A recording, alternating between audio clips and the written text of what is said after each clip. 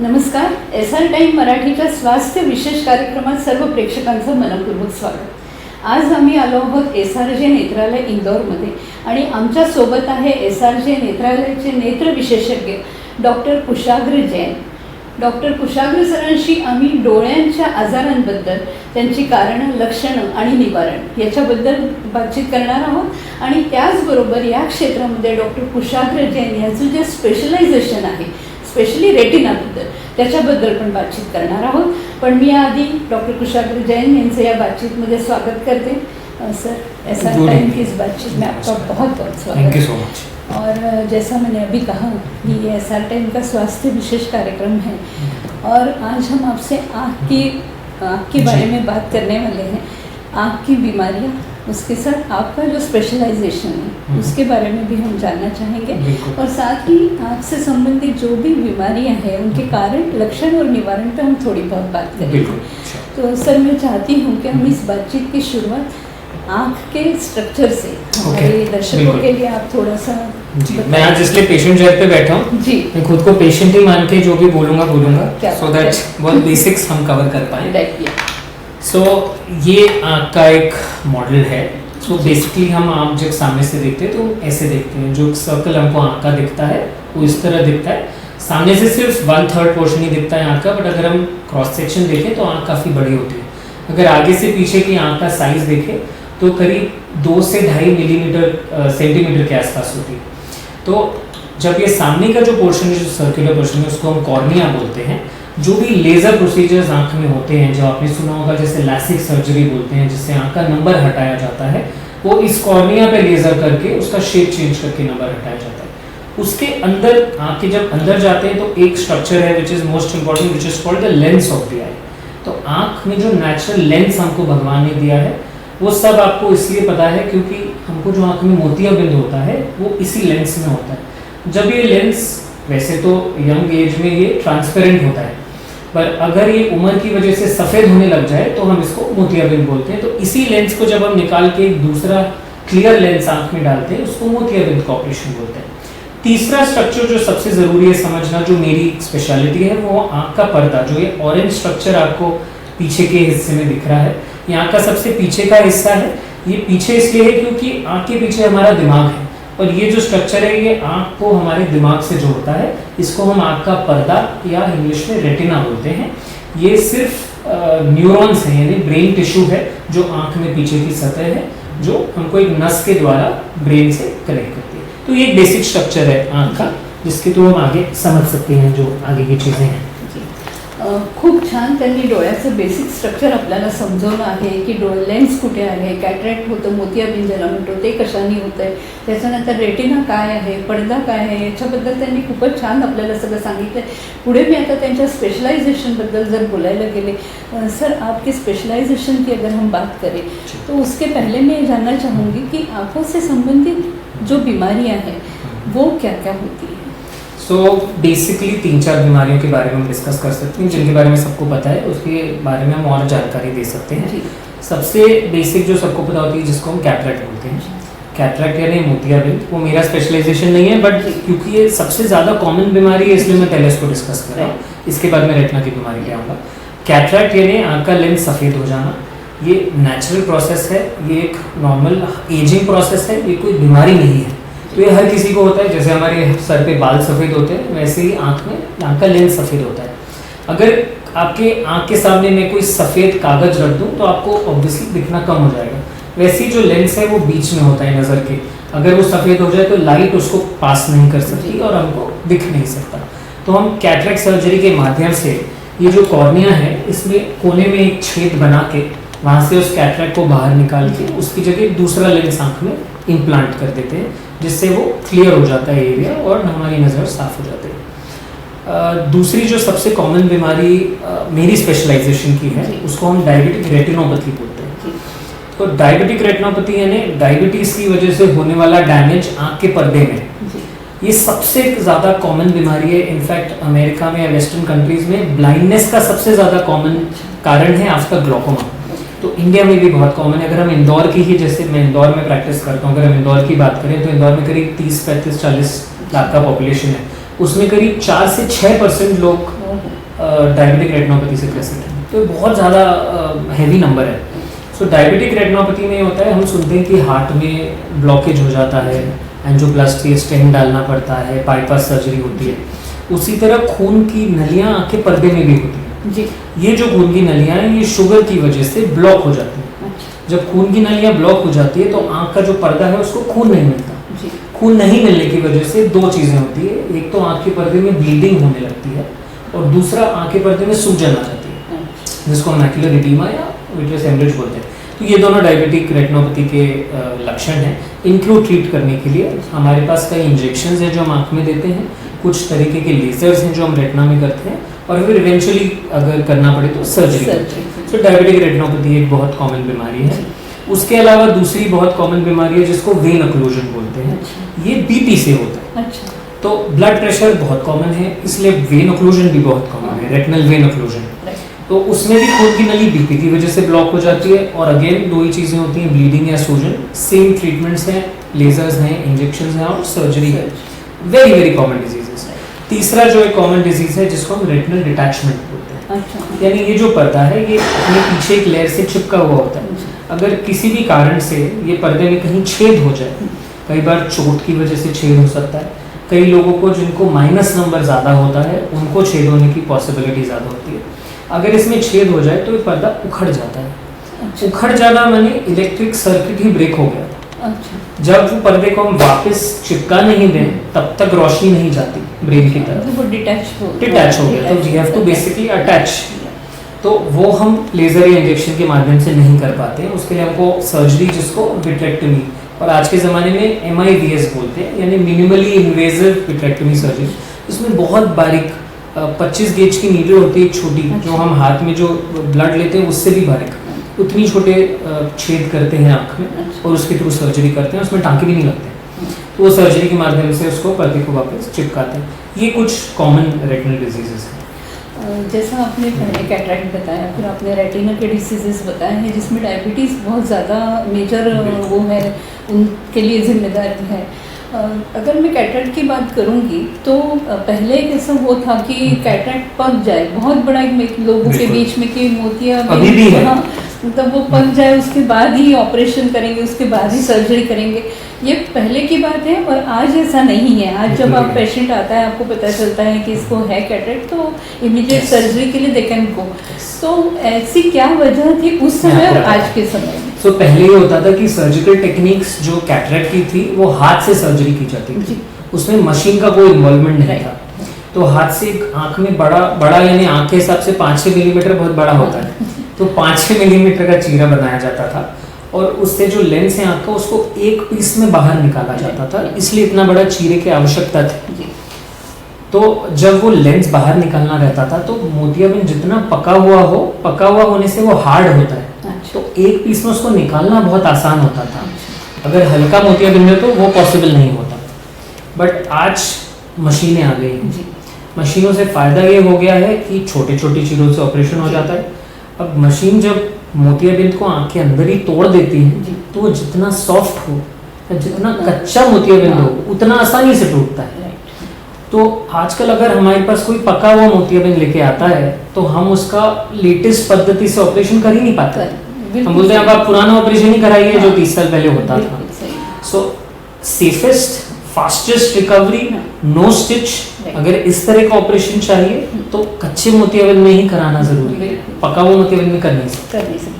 कहीं ऐसा है कि पका हुआ मोतियाबिंद अगर है, जो पहले वाली बात थी, और आज अगर करने जाते हैं तो लेज़र उतना ही वो रेज उस पके हुए मोतियाबिंद तक ज़्यादा वो करके और आपको ज़्यादा तकलीफ होने वाला। पका हुआ मोतियाबिंद में लेज़र असर ही नहीं करता। जैसे आज फेमटो या लेज़र कैटरेक्ट सर्जरी होती है तो उससे लेज़र के माध्यम से लेंस के टुकड़े किए जाते हैं आँख में ताकि उसको आसानी से निकाला जा सके। अगर मोतियाबिंद बहुत पका हुआ था तो वो लेज़र काम का ही नहीं। तो अगर आपका मोतियाबिंद पका है तो जितनी लेटेस्ट टेक्निक्स हैं हम उसको उपयोग में ले ही नाही सकते उसको ऑपरेशन करने के लिए। मला असं वाटतं डॉक्टरांचं हेच म्हणणं आहे की जर कॅटरॅक्ट डायग्नोज झालं आहे तर त्याचा आणखीन वाढण्याची वाट बघायची नाही आहे। जेव्हा ते डायग्नोज झालं तेव्हा इमिजिएट ती cataract surgery as per doctors advice करणं गरजेचं आहे।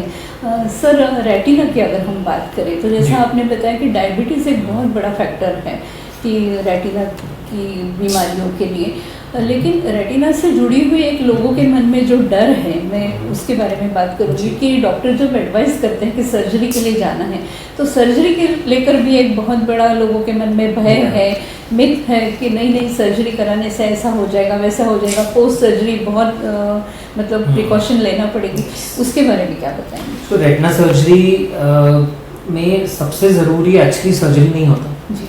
रेटिना में सबसे ज़रूरी होता है काउंसलिंग। आँख की सर्जरी को एक जनरल परसेप्शन ये बन गया है कि 20 मिनट में सर्जरी होता है, दर्द नहीं होता, कोई इंजेक्शन नहीं लगता, कोई टाका नहीं लगता, अगले दिन से क्रिस्टल क्लियर विजन, और यही मार्केट होता है बिकॉज लासिक सर्जरी इसी प्रकार से होती है, कैटरेक्ट सर्जरी इसी प्रकार से होती है। रेटिना सर्जरी बहुत अलग है।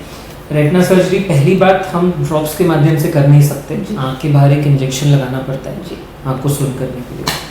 मिनिमम ड्यूरेशन रेटिना सर्जरी का मिनिमम से मिनिमम भी मैं आपको बोलूँ तो 30 से 45 मिनट है, इससे कम में कोई रेटिना सर्जरी नहीं हो सकती। और अगर मैं एवरेज ड्यूरेशन लूँ तो एटलीस्ट 1.5 घंटा, मतलब प्री एंड पोस्ट सब मिला के पूरी सर्जरी एटलीस्ट 1.5 से 2 घंटा, कभी कभी 3-3 घंटा सर्जरीज चलती हैं बिकॉज बहुत कॉम्प्लिकेटेड और बहुत माइक्रो सर्जरी होती है। तो तीसरी चीज़ ये है कि रेटिना सर्जरी में डिले नहीं हो सकता। अगर हमारे पास कोई मोतियाबिंद आज लेके आए और हम उनको बोलें कि आप ऑपरेशन कराइए, तो हम कभी भी ये नहीं बोलते कि अर्जेंट आपको इसी हफ्ते कराना है, अनलेस वो एकदम ही पका हुआ। अगर वही पेशेंट हमारे पास 6 महीने बाद भी आए तो भी हम उसको उतना ही अच्छा रिजल्ट दे पाएंगे। रेटिना सर्जरी में ऐसा नहीं है। अगर रेटिना सर्जरी जैसे फॉर एग्जांपल रेटिनल डिटैचमेंट की बात करें, अगर रेटिनल डिटैचमेंट एक होने के 1 हफ्ते के अंदर ऑपरेट कर दिया जाए तो हम 100% तक भी रिजल्ट दे सकते हैं। बट अगर कोई मरीज हमारे पास 1 महीने के बाद आए कि मुझे 1 महीने से कम दिख रहा है और उनको रेटिनल डिटैचमेंट है, हम उनको proper maximum I can probably give 90% result, क्योंकि मेरे हाथ में सिर्फ वो पर्दे को अटैच करना और एनाटॉमिकली आँख को बराबर करना है।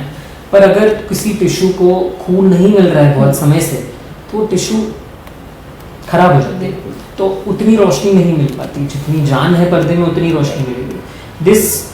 ये रेटिना की हर बीमारी पे एप्लीकेबल है। अगर डायबिटिक रेटिनोपैथी है, अगर आपके पर्दे में सूजन है, जल्दी इलाज कर दिया जाए तो बहुत अच्छा इलाज है, बहुत अच्छी रिकवरी है। अगर लेट इलाज हो तो कम। मतलब वो अगर टिश्यू या जो भी आप बता रहे हैं तो फिर उसको रिकवर करने का कोई प्रॉब्लम वो नहीं है, बिकॉज रेटिना में रीजनरेशन नहीं होता।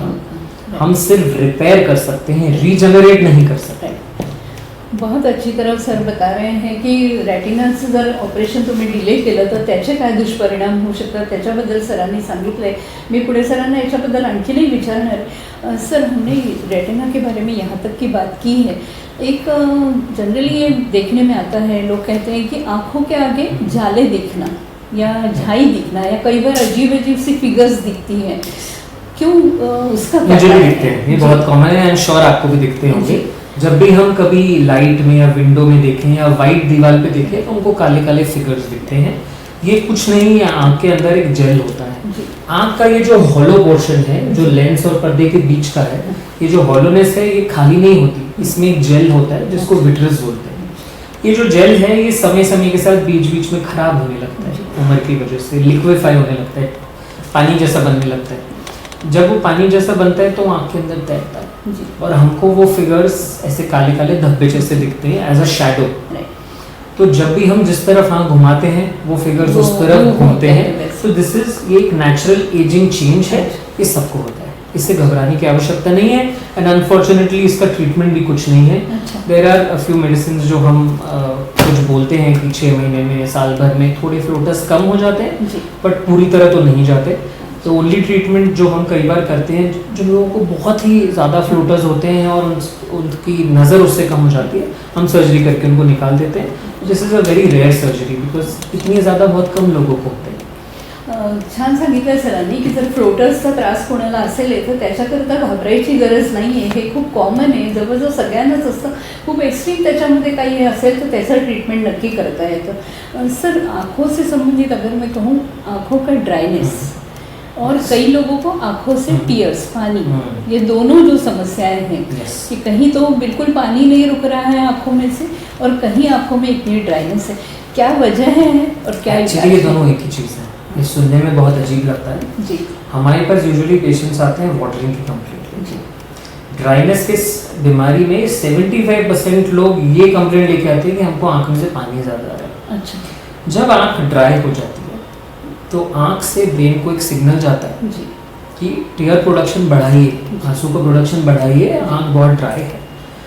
As a reflex tear production बहुत ज़्यादा बढ़ जाता है। अच्छा। जब बहुत ज़्यादा बढ़ जाता है तो हमको वाटरिंग होती है। हाँ। सो जो वाटरिंग है वो इंटर्न एक साइन है ड्राइनेस का। अच्छा। मैं ये नहीं बोल रहा कि वाटरिंग सिर्फ ड्राइनेस की वजह से है, और भी बहुत कारण है वाटरिंग के। एलर्जी की वजह से वाटरिंग होती है, कुछ चोट लग जाए तो वाटरिंग होती है, बहुत सारे कारण। डायबिटीज की वजह से तो नहीं, बट ड्राइनेस सबसे ज़्यादा बड़ा कारण है। सो अगर हमारे पास कोई वाटरिंग के लिए आता है, फर्स्ट थिंग ये देखते हैं कि ड्राई तो नहीं है। अच्छा। सो ड्राइनेस के में वाटरिंग के अलावा रेडनेस फील होती है, थोड़ी हेवीनेस फील होती है, आँख खुली नहीं रख पाते। अगर हम नॉर्मल बैठे हैं तो हम ब्लिंक कर रहे हैं हर 6-7 मिनट सेकंड में, 10 सेकंड में। अगर किसी को ड्राइनेस हो तो हर 2-3 सेकंड में उसको आँख ब्लिंक करनी पड़ती है, खुली नहीं रख पाती। ये भी एक साइन है ड्राइनेस का। ये आज इसलिए प्रेवलेंट ज़्यादा है बिकॉज एक तो पोल्यूशन बढ़ गया है, स्क्रीन टाइम सबका बढ़ गया है। Screen time is the main issue, and specially mobile का जो स्क्रीन टाइम है वो बहुत ही ज़्यादा इसका कारण है। सर जब आपने मोबाइल के स्क्रीन टाइम की हमने बात की है, ड्राइनेस और टीयर्स के बारे में तो हमने बात की, लेकिन स्क्रीन टाइम की अगर मैं बात करूँ तो आज छोटे बच्चों के हाथ में भी मोबाइल है, क्योंकि कोविड के बाद से स्टडीज़ भी स्कूल्स में मोबाइल के थ्रू ऑनलाइन स्टडीज़ हो रही है।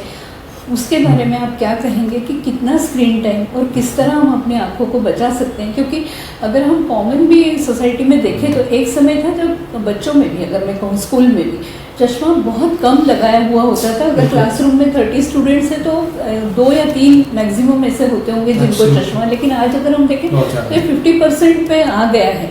तो इसकी मतलब मुख्य वजह मैं अगर कहूँ कि स्क्रीन टाइम की हम बात करें, उसके अलावा जो हमारा खान पान है, क्योंकि एक मिथ ये भी है कि ये खाएंगे तो आंखें ठीक है, ये खाएंगे तो आँखों को, वो कितना रिस्पॉन्सिबल है? और दूसरा यदि मैं कहूँ तो बच्चों में भी डायबिटीज़, उसके बारे में भी, तो ये तीनों चीज़ों पे बात करते हैं। सबसे पहली चीज़ है कि खान पान का आपने बोला, खान पान का आँख के नंबर पे कोई असर नहीं पड़ता। खान पान का नॉर्मल रेटिनल हेल्थ पे फ़र्क पड़ता है, ड्राइनेस पे बहुत फ़र्क पड़ता है, आँख के नंबर पे फ़र्क नहीं पड़ता। आँख का नंबर बढ़ने का या परसेंटेज ऑफ बच्चे जिनको नंबर है उनका बढ़ने का सबसे बड़ा कारण एक तो स्क्रीन है ही, दूसरा कारण ये है कि आउटडोर प्ले कम हो गए। अच्छा। There is a lot of research on this कि जितना बाहर धूप में बच्चे खेलते हैं उन बच्चों को नंबर कम आता है। अच्छा। There is a very strong correlation. Outdoor play आजकल बहुत कम हो गया, सब या तो घर पे हैं, ट्यूशन्स अंदर हैं, स्क्रीन पे ज़्यादा काम है। बाहर आजकल आपको कहाँ दिखता है कि सड़क पे कोई क्रिकेट खेल रहा है? बिल्कुल नहीं दिखता। तो आउटडोर प्ले अगर हम अपने बच्चों का बढ़ा दें तो नंबर इतना नहीं बढ़ता, कम बढ़ता है। अब जब आउटडोर प्ले बढ़ जाता है, ऑब्वियसली बच्चा बाहर ज़्यादा है, कम घर पे कम है, तो स्क्रीन टाइम अपने आप कम होता है। दूसरा, mobile is a very very strong reason. Mobiles are because एक छोटी स्क्रीन है, छोटी स्क्रीन पे देखने में ज़्यादा मसल्स काम करती हैं, ज़्यादा अकोमोडेशन बोलते हैं उसको टेक्निकल टर्म्स में, तो मसल्स ज़्यादा आपकी काम करते हैं, तो उससे ज़्यादा स्ट्रेन आता है आँखों पे। अगर हम बड़ी स्क्रीन पे देखें, बड़े टीवी पे देखें तो फिर भी इतना स्ट्रेन नहीं आता। तो हम पेरेंट्स को ये एडवाइस करते हैं कि मोबाइल्स तो बिल्कुल बंद करें। अगर आपको बच्चे को कुछ दिखाना भी है तो आप स्क्रीन पे टीवी पे दिखाएं, और उसको भी रिस्ट्रिक्ट करें, ऑफ कोर्स ज़्यादा नहीं दिखा सकते, पर मोबाइल बिल्कुल बंद कर दें। So this is the second thing. तीसरा, आपने डायबिटीज़ का पूछा। डायबिटीज़ बहुत प्रेवलेंट तो हो गया है, पर डायबिटीज़ का नंबर पे असर सिर्फ इतना है कि डायबिटीज़ जितना बढ़ता या कम, शुगर लेवल कम ज़्यादा होता है, नंबर फ्लक्चुएशन होता है। अगर हमारे पास कोई मरीज़ आता है 300-400 का शुगर लेवल लेके और हम उनको बोलते हैं कि आपका नंबर बदल गया है, तो हम उनको बोलते हैं कि आप चश्मा नहीं बनवाएं, बिकॉज ये आपका एक्यूरेट नंबर नहीं है। आप शुगर कम करें, आप 1 महीने बाद वापस आएँ, 200 के आसपास, 250 तक एटलीस्ट शुगर लेके आएँ, तब हम नंबर निकाल के आपको देंगे, because this is waste of money, this is not the right power. तो शुगर का ये असर है। शुगर का दूसरा असर अर्ली डायबिटीज़ में ये भी है कि शुगर के मरीजों को मोतियाबिंद भी जल्दी होता है। So that is also a thing. अगर शुगर किसी को, मान लीजिए टाइप 1 डायबिटीज़ है जो इंसुलिन डिपेंडेंट, जो बचपन में हो जाती है लोगों को, उसमें डायबिटिक रेटिनोपैथी होने की भी चांसेस ज़्यादा हैं, बिकॉज ज़्यादा साल हैं बीमारी के पास। दूसरा, मोतियाबिंद भी जल्दी हो जाता है। तो ऐसे लोगों को 40, 35, 40, 45 साल की उम्र में मोतियाबिंद हो जाता है। सर एक कॉमन वो भी है कि अगर अनुवांशिक कि अगर पेरेंट्स को बहुत जल्दी चश्मा है बचपन से है, तो क्या ये जेनेटिक मतलब ये इस तरह से कोई चीज़ हो सकती है कि उसकी वजह से भी बच्चों को, और यदि उसको अवॉइड करना है कि यदि पता है कि पेरेंट्स उससे बहुत जल्दी गुजरे हैं उस स्टेटस से, तो बच्चों को उसके लिए प्रिवेंट करने के लिए क्या कर सकते हैं? So this is definitely genetic. Hereditary इसलिए होता है बिकॉज आँख का नंबर होता क्यों है, अगर ये आँख का जो साइज है जो आगे से पीछे तक का लेंथ है, अगर ये लेंथ नॉर्मल से एवरेज से लंबा हो तो आँख में माइनस नंबर आता है, और अगर ये छोटा हो तो प्लस नंबर आता है। अब अगर किसी के जैसे हाइट हमारी हेरिडिटरी ट्रांसमिट होती है, वैसे आईबॉल का लेंथ भी ट्रांसमिट होता है। अगर किसी आईबॉल का लेंथ ज़्यादा है तो उसके बच्चे में भी आईबॉल का लेंथ ज़्यादा होगा। This is an anatomical trait जो ट्रांसफर हो रही है ऑफस्प्रिंग में। इसलिए माइनस नंबर वाले लोगों के बच्चों में भी माइनस नंबर आने की पॉसिबिलिटी है। इसका मतलब ये नहीं है कि बच्चों जिनको पेरेंट्स को नंबर नहीं उनमें बच्चों को नहीं आ सकता, किसी को भी नंबर आ सकता है, बट हेरिडिटी भी होती है, इसमें पॉसिबिलिटीज ज़्यादा है। तो उसको किस तरह से प्रिवेंट कर सकते हैं? पहले तो कुछ नहीं था, आज से 5-1 साल पहले तक तो कुछ भी नहीं था, पर आजकल ऐसी कुछ चीज़ें जो हम कर सकते हैं। बच्चों का नंबर प्रिवेंट तो नहीं कर सकते, बट रोक ज़रूर रख सकते हैं, रोक के कि बहुत ज़्यादा नहीं बढ़े। तो 5 से 15 या 5 से 16 की ये जो एज है उसमें 2 चीज़ें हैं जो हम आज करते हैं और जो हम आजकल प्रैक्टिस में यूज़ कर रहे हैं। देयर आर फ्यू ड्रॉप्स जिनको लो डोज और ड्रॉप इन ड्रॉप्स बोलते हैं, विच आर वेरी सेफ, बहुत लो कॉन्सेंट्रेशन में होती है। वो रोज़ बच्चों को डालना पड़ता है आँख में। उस डालने से आँख का ग्रोथ उतना नहीं होता, ग्रोथ नहीं होता तो नंबर नहीं बढ़ता। Second thing, there are myopia control lenses. जो हम चश्मा बनवाते हैं उसमें जो लेंसेज हैं उनमें एक डेफिनेट स्पेसिफिक पैटर्न बना हुआ होता है। अगर उस लेंस को आप देखें ऐसे लाइट में तो उसमें कुछ डॉट्स दिखते हैं, इनको मायोपिया कंट्रोल लेंसेज बोलते हैं। ये बहुत अच्छे लेंसेज हैं, ये बहुत अच्छी कंपनीज बना रही हैं, नाम नहीं लेना चाहता बट बहुत जितनी रूटीन कंपनीज हैं वो बना रही हैं। ये मायोपिया कंट्रोल लेंसेज आपका नंबर 60 to 70% रोक के रखते हैं। अगर आपका एक नंबर बढ़ने वाला होगा तो 0.3 ही बढ़ेगा, 0.6-0.7% नहीं बढ़ेगा। सो ये 5 से 15 साल के बीच में मायोपिया कंट्रोल लेंसेज और लो डोज और ड्रॉप इन ड्रॉप्स आजकल दे रहे हैं बच्चों को, जिनसे नंबर रोक के रख सकता है। सर बच्चों के ही बारे में मैं अगर बात करूं कि ये हमारी बात हुई कि अनुवंशिक हो तो भी वो चांसेस ज़्यादा रहते हैं। आपका फील्ड क्योंकि एक बहुत सेंसिटिव ऑर्गन है बॉडी का आँख, जिससे हम पूरी दुनिया इतने अच्छे से देख सकते हैं, लेकिन उतना ही चैलेंजिंग भी है।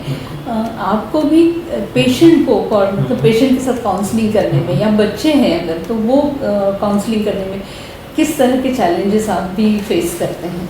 बच्चों की अगर बात करें तो बच्चों का सबसे बड़ा चैलेंज, जब भी हम किसी को बताते हैं कि आपके बच्चे को नंबर है जी, तो उनके चेहरे पे जो एक डिसअपॉइंटमेंट या एक सैडनेस जो एकदम हमको देखने को मिलती है वो बहुत अच्छा नहीं लगता, पैनिक होती है।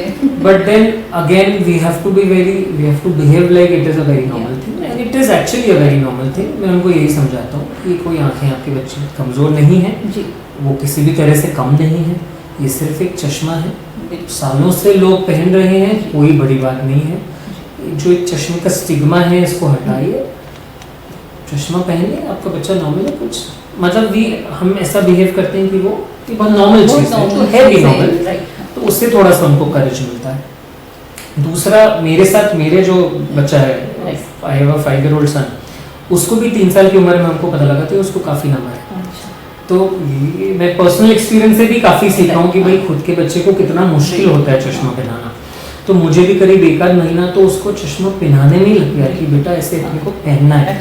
तो हम गाइड करते हैं पेरेंट्स को कि किस तरह हम बच्चों को मोटिवेट कर सकते हैं चश्मा पहनने के लिए। एंड अगर बच्चे एक बार चश्मा पहन लेते हैं तो यूजुअली वो फिर नहीं उतारते, बिकॉज चश्मे से उनको भी अच्छा दिखता है। That is also a thing. चश्मा नहीं उतारते तो अच्छा नहीं लगता, तो वो खुद ही एक बार आदत लग जाती है तो फिर वो नहीं उतारते। So positive motivation is very important.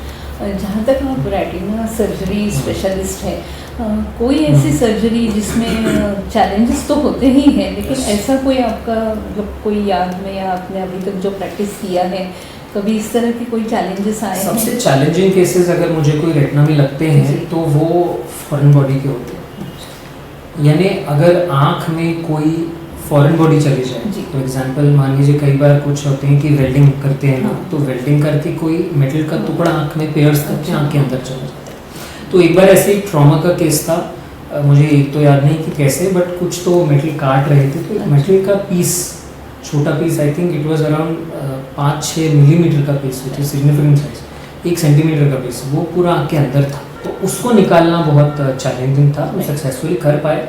It was one of the very challenging case जो मुझे याद आता है हमेशा अगर हम चैलेंजिंग केसेस की बात करें। दूसरा, एनी रेटिनल डिटैचमेंट का कोई भी केस जो बहुत समय से ऑपरेट नहीं हुआ है, 6 महीने पुराना, साल भर पुराना, जो लोग बहुत थोड़े कुछ केयरलेस होते हैं या कुछ कारणों से नहीं करवा पाते, उनके केसेस बहुत कॉम्प्लिकेट हो जाते हैं। तो हमारी एडवाइस या काउंसलिंग लोगों को यही रहती है कि रेटिना की जो भी बीमारी है उसको जल्द से जल्द इलाज करें, डिले इज हार्मफुल। सर जैसा मैं लास्ट क्वेश्चन लूँगी क्योंकि ये सब्जेक्ट भी बहुत वास्ट है, बहुत विस्तृत बातचीत और भी हो सकती है इस पर। एक लास्ट क्वेश्चन लूँगी कि जैसा हम रूटीन में आजकल उतना अवेयरनेस आ गया है लोगों में कि फुल बॉडी चेकअप कराते हैं, ब्लड टेस्ट है, शुगर का टेस्ट है, सारी चीज़ें, आँखों के लिए एक पूरा साल में एक टेस्ट कितना ज़रूरी है या कितना अंतर से आँखों की जांच होनी चाहिए? हम साल में एक टेस्ट एडवाइस करते हैं हर किसी को, which I think is very very important. इसलिए अगर आप किसी भी मल्टी स्पेशलिटी हॉस्पिटल में भी जाएं, आजकल जो एग्जीक्यूटिव बॉडी चेकअप्स होते हैं, हर चेकअप में, हर हॉस्पिटल में आई का चेकअप इंक्लूडेड होता है। So that is very important. वो इसलिए ज़रूरी है क्योंकि डायबिटीज़, ब्लड प्रेशर बहुत प्रेवलेंट है, तो डायबिटिक और ब्लड प्रेशर के चेंजेस आँख में दिखते ही दिखते हैं। दूसरा, कई बार ऐसा देखने को मिलता है कि अगर किसी को एक आँख में प्रॉब्लम है और दूसरी आँख एकदम नॉर्मल है, तो कई बार लोगों को पता ही नहीं चलता कि नंबर है। ऐसा बहुत बार होता है कि हम बच्चों का नंबर चेक करते हैं, कोई 10-12 साल की उम्र में चेक कराने आए और हम उनको बताते हैं कि आपकी आँख में 6 नंबर है, एक आँख में 0 है, दूसरी आँख में 6 है, बट बिकॉज हम दोनों आँख खोल के देखते हैं इसलिए कभी रियलाइज नहीं कर पाते। इसलिए जनरल बॉडी चेकअप्स और जनरल आई चेकअप्स इंपॉर्टेंट हो जाते हैं, बिकॉज हमारी 2 आँखें हैं, कई बार बीमारियाँ मिस हो जाती हैं। सर और किस तरह की बीमारियों का आँखों पर असर होता है? अगर मैं स्पेशली कहूँ कि ब्रेन को लेकर, ब्रेन सर्जरी या आजकल कोविड के बाद से क्लॉटिंग, बहुत ज़्यादा हम ब्रेन क्लॉट के केसेस भी देख रहे हैं, किस तरह आँखों पे असर करती है? बहुत असर होता है। सो ये जो आँख का स्ट्रक्चर है, इससे पीछे रेटिना से जो नर्व निकलती है, ये नस निकल रही है, यहाँ पीछे पूरा ब्रेन है, तो ये नस ब्रेन के पूरे पीछे के हिस्से में जाती है, तो पूरा ये ब्रेन नर्व का ट्रैक ब्रेन के अंदर से जाता है। तो अगर ब्रेन में कोई भी ऐसी बीमारी हो जो इस नर्व के पाथवे को अफेक्ट करे या पीछे ब्रेन का जो सेंटर है जो विजन के लिए रिस्पॉन्सिबल है उसको अफेक्ट करे, तो हमारी नज़र एकदम कम हो जाती है। बहुत कॉमन एक बीमारी है जिसको पिट्यूटरी एडेनोमा बोलते हैं। एक पिट्यूटरी ग्लैंड होता है हमारे ब्रेन में, उसमें गठान बन जाती है, पिट्यूटरी एडेनोमा बहुत कॉमन है। पिट्यूटरी एडेनोमा आँख की नस को प्रेस करती है, तो कई बार बहुत सारे केसेस हमारे पास काफ़ी एंडोक्रिनोलॉजिस्ट से आते हैं कि आप इनका विजुअल फील्ड एनालिसिस करिए, आँख को चेक करिए, क्योंकि उससे डिसाइड होता है कि सर्जरी उनको करके निकालना है कि नहीं। तो ऐसा एक केस भी था जब हमने आँख का विजन बहुत कम था, आँख का पूरा चेकअप किया, कुछ नहीं निकला, तो हमको रियलाइज़ हुआ कि we should do visual field analysis. उसमें पता चला कि उनको पिट्यूटरी मतलब ब्रेन का एक सेगमेंट में प्रॉब्लम है, फिर एमआरआई हुआ, फिर पिट्यूटरी एडेनोमा निकला, फिर उसका सर्जरी हुआ, and then his vision is back to normal. तो ऐसे भी बहुत सारी चीज़ें हैं जिसमें आँख बहुत ज़्यादा अफेक्ट होती है। दूसरा, आँख एक इकलौता ऐसा स्ट्रक्चर है हमारे शरीर में जहाँ पे हम खून की नलियों को नेकेड आई से सीधा देख सकते हैं। अच्छा। सो फॉर एग्जाम्पल ये स्किन है, तो खून की नलियाँ हमको दिखती नहीं, स्किन के अंदर है। कहीं पे भी किसी भी ऑर्गन में, आप बोन्स ले लें, आप लिवर, हार्ट, कहीं ले लें, खून की नलियाँ हमको बिना कुछ चीर फाड़ किए कहीं दिखती नहीं है, विजिबल नहीं, बट आँख के रेटिना में खून की नलियाँ रेडिली विजिबल। तो इसमें बीपी से होने वाला छोटा मोटा चेंज, डायबिटीज से होने वाला छोटा मोटा चेंज हमको सीधे दिखता है। सो आई सच अ स्ट्रक्चर। मतलब कहीं ना कहीं इन बीमारियों के लिए यदि आंखों की जांच भी की जाए तो वो बहुत हेल्पफुल हो सकती है। कई बार हम पेशेंट्स को बताते हैं कि आप बीपी चेक कराइए, आप शुगर चेक कराइए, बिकॉज आपको ये बीमारी है। मतलब ये भी एक सोर्स है दूसरी बीमारियों तक पहुंचने का, यदि हम आई टेस्ट करवाते रहे रेगुलरली। तो सर आपने आँख के स्ट्रक्चर के बारे में, रेटिना सर्जरी के बारे में, कैटरेक्ट के बारे में बहुत अच्छा बताया है हमारे दर्शकों के लिए। और मैं ये कहूँगी जाते जाते एक सामान्य व्यक्ति के लिए आँखों को लेकर क्या मतलब प्रिकॉशन लेनी चाहिए, किस तरह से आँखों की देखभाल करनी चाहिए, क्योंकि एक बहुत बड़ा मैं कहूँ या ऐसा कि लोग दिन में कितनी बार आँखों पे पानी डालते हैं, आँखें साफ करते हैं, जिससे कहीं न कहीं सोच है कि आँखें साफ हो जाती है, लेकिन वो क्या उतना अच्छी चीज़ है, बिल्कुल भी अच्छा नहीं है एक्चुअली कि वो करना चाहिए। वो मैं सबको मना करता हूँ करने के लिए। उसका कारण ये है कि हमारी आंखों के ऊपर एक हमारे आंसुओं की लेयर होती है जिसमें कुछ ऑयल होता है, कुछ दूसरे पदार्थ होते हैं, वो हमारी आंखों की नमी बरकरार रखती है। जब हम हमारी आंखों को धोते हैं तो वो जो टेयर फिल्म है उसको भी हम धो देते हैं। अच्छा। तो आंखों में पानी डालने से उसी क्षण तो बहुत अच्छा लगता है, ठंडा ठंडा लगता है, अच्छा लगता है, आंख साफ हो जाती है। साफ तो जरूर हो जाती है, कोई धूल मिट्टी होगी तो बिल्कुल निकल जाएगी, बट ड्राइनेस बढ़ जाती है। सो आँख में पानी डालने के बजाय अगर हम एक simple non preservative mildest form of lubricating drop कोई भी डाल लें मेडिकेटेड, वो आप जिंदगी भर भी आँख में डालेंगे तो कोई साइड इफेक्ट नहीं होगा, क्योंकि उसको डालने से आपकी आँख धुल भी जाएगी और ड्राइनेस भी नहीं होगा। क्योंकि कई लोग आँख धोने की आदत के साथ आई थिंक 75% लोग आँख धोते हैं, आँख धोते हैं, उसके साथ साथ गुलाब जल डालने का एक बहुत वो रहता है कि ये समझ के बाहर है ये चीजें। और आप नेत्र विशेषज्ञ हैं तो कहीं ऐसा माना जाता है, जैसे कुछ आयुर्वेदिक ड्रॉप से मैं नाम नहीं लेना चाहता बिकॉज मैं उनको प्रमोट नहीं करना चाहता, बट वो बहुत कॉमन ड्रॉप्स हैं, बहुत लोग बड़े बड़े लोग प्रमोट करते हैं। मुझे ये समझ में नहीं आता, लोग ये सोचते हैं कि गुलाब जल डालें या वो ड्रॉप डालें, दृष्टि और कौन कौन से ड्रॉप हैं, कि क्योंकि वो हर्बल हैं, उनमें कुछ जड़ी बूटियाँ जो भी हैं तो वो साइड इफेक्ट नहीं करेंगे। अब बात ये कि एक तो फ्रेंकली इसको पता नहीं कि उसमें है क्या, इस पर कोई रिसर्च नहीं होता, कुछ नहीं होता, सिर्फ अंधविश्वास और भक्ति से हम डाल रहे हैं। अब वो गंगा जल कहाँ से आया है, वो गुलाब जल किसने बनाया है, कहाँ से आया है, उसका कोई रिकॉर्ड नहीं है, कुछ नहीं है। दूसरा जो मेडिकेटेड ड्रॉप्स हैं, जो सिंपल में लुब्रिकेटिंग ड्रॉप्स की बात कर रहा हूँ मैं, उसके ऊपर तो एलोपैथी के साइड इफेक्ट्स पे जा ही नहीं रहा हूँ, ये अग्री के साइड इफेक्ट्स होते हैं थोड़े, बट जो लुब्रिकेटिंग ड्रॉप्स है साइड इफेक्ट्स इतना रिसर्च है, सालों साल रिसर्च होकर ड्रॉप्स मार्केट में आते हैं, हम खुद डालते हैं, हमने आज तक, और बहुत लोग डालते भी हैं लुब्रिकेटिंग ड्रॉप्स, मैंने आज तक किसी को बोलते हुए नहीं सुना कि ड्रॉप से मुझे ये हो गया या वो हो गया। बिल्कुल। सो दे आर द सेफेस्ट, तो वो यूज़ करें, स्क्रीन टाइम कम करें, गर्म कपड़े की सिकाई आंखों पे करें, वो ड्राइनेस बहुत कम करती है, और आंखों धोना बंद करें। और इसके अलावा आपने बताया ये कि स्क्रीन टाइम भी कम करें, उसका भी कोई ऐसा रूल है सर स्क्रीन टाइम का, कि क्योंकि आजकल सभी का काम इसी पर है, ऑनलाइन वर्क बहुत ज़्यादा है, तो कंटिन्यूस स्क्रीन पर काम है कि जितना काम है उतना ही करें, उसके अलावा रील्स देखना है ये कम होना चाहिए, जितना काम है उतना करें। ब्रेक्स लें स्क्रीन टाइम में, हर 20 मिनट एक ब्रेक लें, ज़्यादा ब्रेक नहीं, 30 सेकंड का ब्रेक लें, आँख को रिलैक्स करें, इधर उधर देखें। 20-20-20 रूल होता है कि हर 20 मिनट में अपनी स्क्रीन से ब्रेक लीजिए, 20 फीट दूर एक पॉइंट को देखें और 20 सेकंड तक उसको देखिए। अच्छा, इससे आंखें मसल रिलैक्स हो जाती है। That is the 20-20-20 rule. So 20-20 rule follow करें, स्क्रीन टाइम में ब्रेक्स लें, बेसिकली वो मसल्स को रिलैक्स करने के लिए। सर आपने आँखों के बारे में आज बहुत अच्छी बात की है, हमें बहुत सी जानकारी दी है, उसके लिए SR टाइम की तरफ से मैं आपका बहुत बहुत धन्यवाद करती हूँ, बहुत बहुत आभार। हे होते डॉक्टर कुशाग्र जैन, ज्यांनी आपल्याला डोळ्यांचे आजार त्याबरोबर रेटिना, कॅटरॅक्ट या सगळ्या विषयांवरती माहिती दिली आहे। आता आजचा हा आरोग्य विशेष कार्यक्रम आम्ही इथे समाप्त करत आहोत। पुन्हा भेटूया एखाद्या नवीन कार्यक्रमात, तोपर्यंत नमस्कार।